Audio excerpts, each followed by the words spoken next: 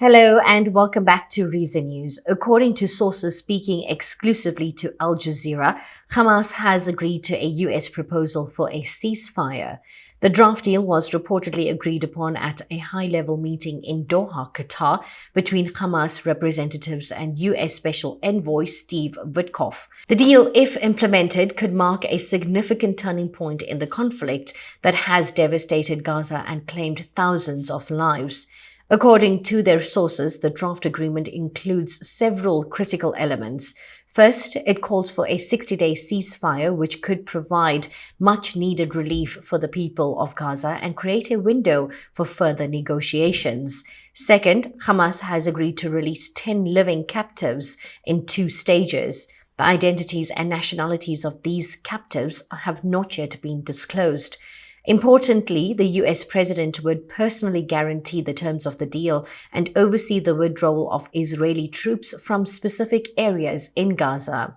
The agreement also stipulates that unconditional humanitarian aid would be allowed into Gaza from day one, addressing urgent needs for food, medicine, and other essentials.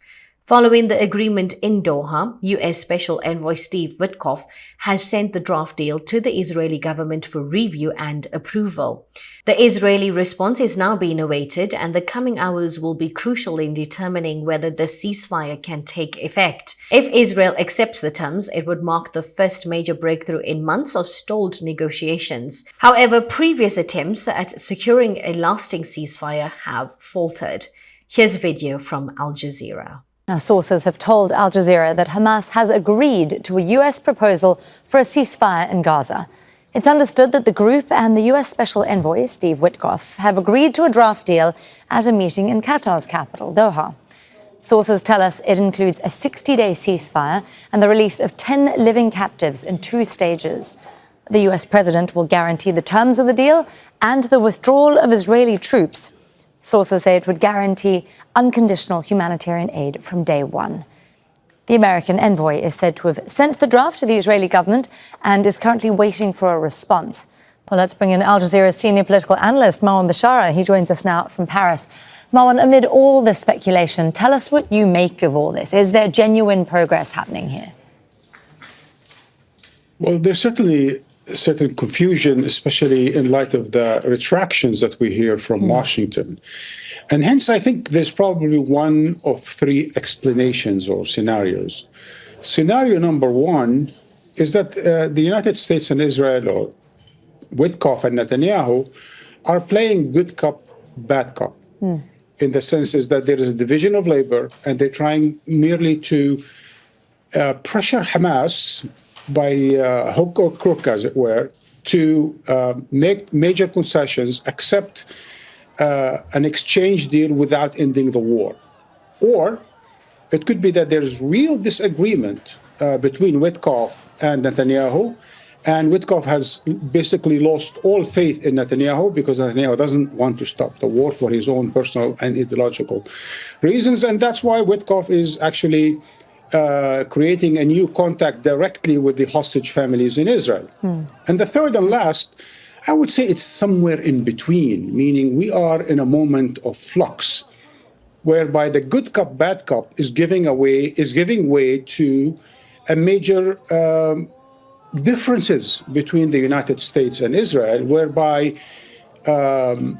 Trump has basically lost faith in Netanyahu and wants to pursue a deal like he did earlier with releasing that one American Israeli. I think the third is probably more likely in light of the international pressure that is building up. The involvement of the US president as a guarantor of the deal is a significant development. By personally committing to oversee the implementation of the agreement, including the withdrawal of Israeli troops, the president is seeking to provide assurances to both sides and to the international community. This level of direct engagement underscores the importance the United States places on ending the current cycle of violence and creating conditions for a more sustainable peace.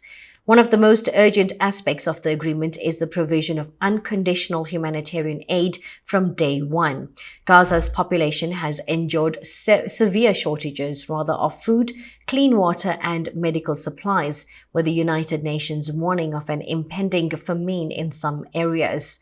The immediate and unrestricted delivery of aid could help alleviate suffering and prevent further loss of life, particularly among vulnerable groups such as children, the elderly, and the sick. The release of 10 living captives in 2 stages is a central part of the agreement. While the identities of these individuals have not been made public, their safe return would be a significant humanitarian achievement and could help build trust between the parties. Previous hostage releases have been emotionally charged events, with families and communities on both sides closely watching developments. The successful return of captives could also pave the way for further exchanges and confidence-building measures. All eyes are now on the Israeli government, which must decide whether to accept the terms of the draft agreement. Israeli officials have previously insisted on the release of all captives and the dismantling of the Hamas's military capabilities as preconditions for any lasting ceasefire. However, the current proposal offers a phased approach, which may be more palatable to both sides. The Israeli Security Cabinet is expected to convene shortly to discuss the US proposal and determine its next steps.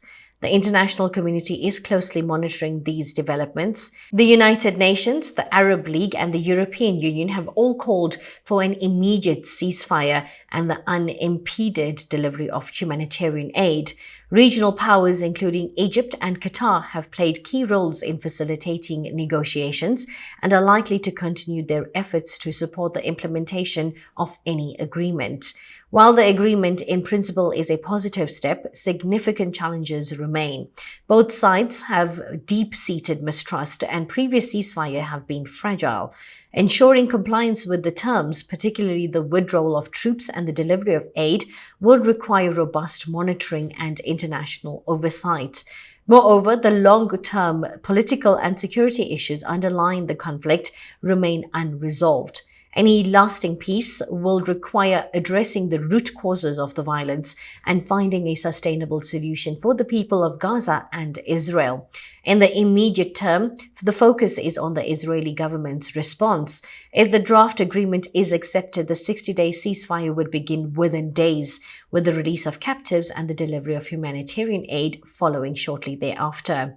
The US and its partners will then work to ensure that both sides adhere to their commitments, while also laying the groundwork for further negotiations aimed at a more comprehensive and lasting peace. We will continue to bring you updates on this developing story as more information becomes available. Thank you for watching. Until next time, stay informed, stay updated, and stay curious.